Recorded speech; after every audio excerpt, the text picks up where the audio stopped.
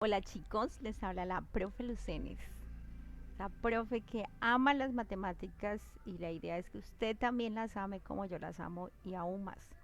Vamos a aprender cómo construir la distribución de frecuencias de datos agrupados, pero a partir de una recolección de datos. Ya lo hemos hecho a partir de otra información o otro contexto. Hoy lo vamos a realizar a partir de una recolección de datos, o sea, teniendo datos sueltos, ¿cómo llegamos a esa tabla de frecuencias? Observamos. La idea es llegar a esta tabla así bien organizadita, donde tenga la marca de clase, la frecuencia absoluta, la frecuencia relativa, la frecuencia absoluta acumulada, los intervalos, todo eso, su amplitud. Vamos a aprender cómo hacer cada uno de estos intervalos. Observemos. Entonces aquí tenemos los datos sueltos. Mire, tenemos todos estos datos. ¿Qué significan estos datos? Escuchemos. Estos datos son las estaturas en centímetros de personas que visitaron un parque de diversiones. Tenemos estos datos sueltos. Recolectamos todas esas estaturas de esas personas. Primero, entonces ya vamos a arrancar cómo llegar a esa tabla que les mostré bien organizadita con las frecuencias con datos sueltos. Primero usted debe calcular el rango. El rango, o sea, del dato mínimo al dato máximo que usted tiene. ¿Qué diferencia tiene entre esos dos datos? Observemos que la estatura, o sea, la persona más bajita es de 120 centímetros y la más alta que visitaron ese parque fue de 188 centímetros. Entonces, la diferencia, el rango que hay de diferencia entre esos dos datos es de 68 centímetros. Ese rango se calcula del dato máximo menos el dato mínimo. Observen para qué es el rango. Ojo, ese dato es importante. Ahora vamos a calcular los intervalos. Les muestro acá qué son los intervalos. Son cada una de esas lineecitas verdes. Cada uno es, este es un intervalo, 2, 3, 4, 5, 6, 7. En este caso, esta tabla tiene 7 intervalos. Vamos a ver cómo se calculan cuando usted tiene los datos sueltos. Bueno, para calcular los intervalos hay una fórmula. Dice, vamos a calcular la cantidad de intervalos. Se calcula aplicando una fórmula que se llama la regla de Sturges. Esta regla siempre se utiliza, aunque hay otras también que tú puedes utilizar, pero esta es como la más usual. K en este caso representa los intervalos.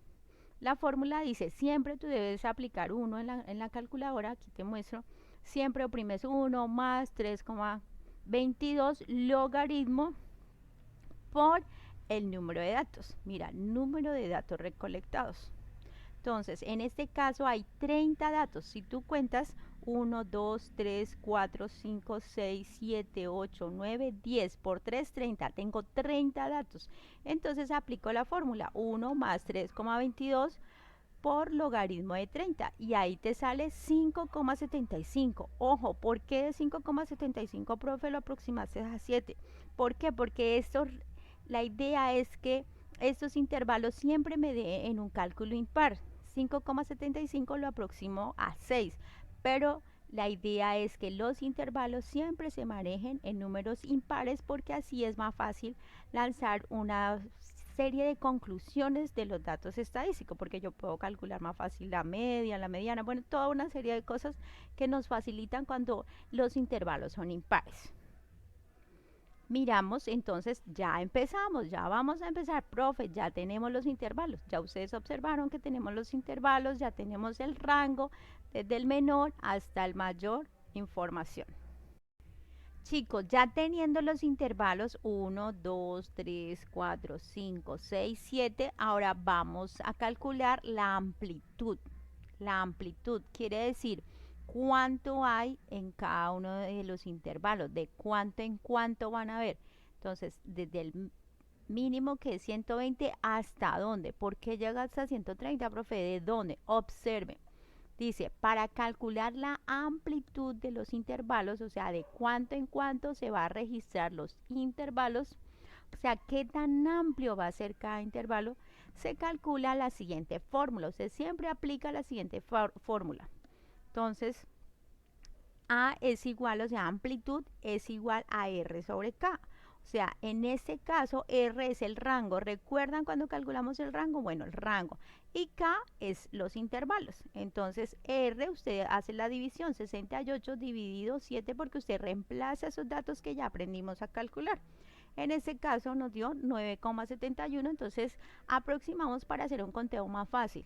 Vamos a tener una amplitud de 10 en 10. Entonces, la amplitud es igual al cociente del rango entre los intervalos. O sea, el resultado de dividir. Recuerden que cociente es el resultado de dividir. En este caso vamos a hacerlo de 10 en 10. Si el menor es 120, entonces 120 más 10, 130. 130 más 10, 140. 140 más 10, 150 y así sucesivamente. Ojo, este corchete quiere decir que voy a tener en cuenta el 120. El paréntesis quiere decir que no tengo en cuenta el 130. Pero sí hay un rango de 10 en 10. Observamos entonces acá. Vamos a ver cómo calcular esa marca de clase, pero en la marca de clase es importante que voy a tener en cuenta algo. Listo, chicos. Entonces decíamos que ya tenemos el rango, ya tenemos los intervalos, ya tenemos la amplitud, ya dijimos que es de 120 a 130, el primer intervalo, bueno. Entonces vamos a calcular la marca de clase. Recuerden que la marca de clase es el promedio entre cada intervalo. Se calcula sumando los dos límites y dividiéndolos entre dos. Estas cantidades van de tanto en tanto según la amplitud. ¿Cómo así? Ya les voy a explicar. Entonces, por ejemplo, 125, ¿de dónde lo saco? Sumo 120 más 130 dividido 2 es 125. Usted puede hacer ese cálculo y va a observar que es un promedio normal, que cuando usted suma dos cantidades y la divide entre dos cantidades.